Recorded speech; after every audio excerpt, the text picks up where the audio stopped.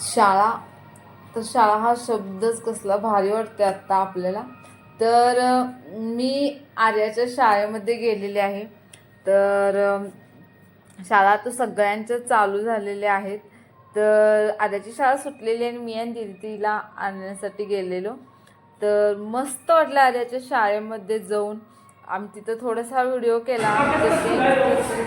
खूप भारी वाटलं. किती जण शाळेत आले.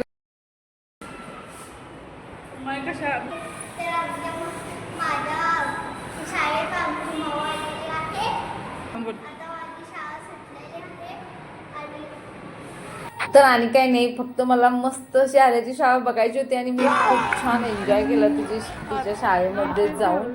एन्जॉय केला म्हणण्यापेक्षा ते फील केलं परत एकदा. छान आहे आर्याची शाळा आणि मस्त वाटलं आर्याच्या शाळेमध्ये जाऊन.